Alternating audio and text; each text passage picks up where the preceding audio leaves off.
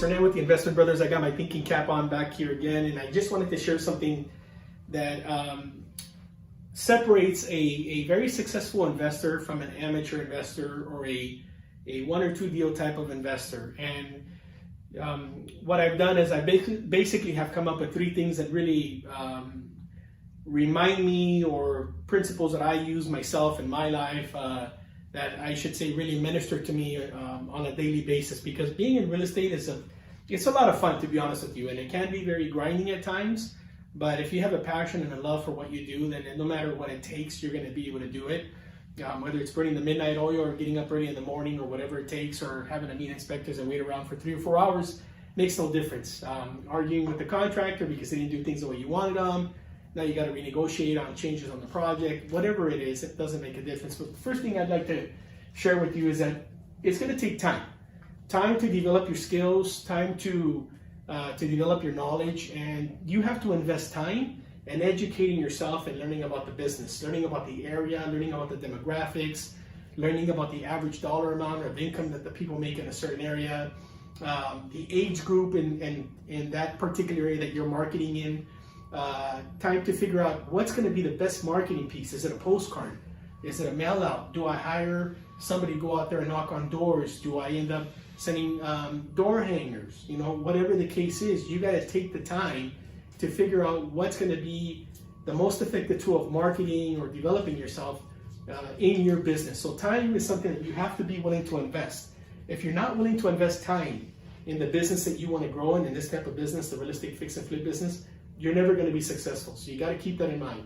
Whether you have a 9 to 5, that's okay. You can invest time early in the morning, reading, educating yourself with some material, or in the evening, getting on the phone, making those cold calls, getting those flyers ready, folding those letters, stuffing them, getting the new batch of mail that's ready to go. Whatever it takes, invest the time. Second one, you got to be willing to work.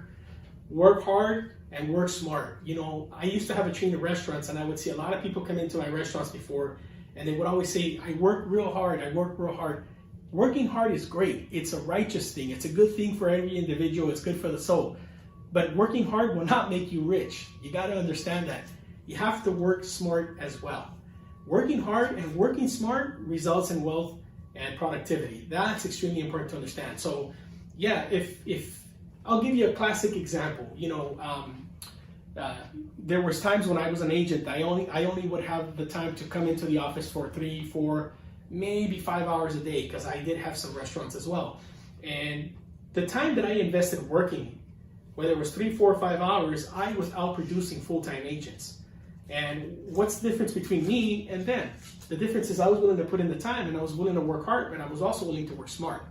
So you don't want to get to your work and just, you know, get out there and start working hard. You got to figure out what's the best way for you to maximize those 2, 3, 4, 5 hours that you got for that day to go out there. If you're going to do the rounds on your projects, what's the best way to take advantage of that? So be smart, work hard, and you'll be able to produce on that. The last one is you got to be willing to put the effort. That's kind of like when you're lifting weights and you've got that 20, 25 pounds and you're curling, and you know you're trying to hit a set of 10 and you're already at 8 and you got 2 more to go and you want to give up. No. The gain comes in the last 9 and 10 rep. When you start to tear, that's when the muscle develops. It's the same thing in business. When you feel like you want to go home because you're tired, you got your deals and 2 or 3 canceled in one day, which I've had, and then you're trying to buy some deals and that falls apart, and then all of a sudden you get hit with the lawsuit. Most people will throw their hats in and quit. At that point, that's the defining line between a successful investor and a mediocre investor. You got to be willing to take the effort that it takes to be successful. So whatever you do, you got to make sure that you put in the time, the work, and the effort.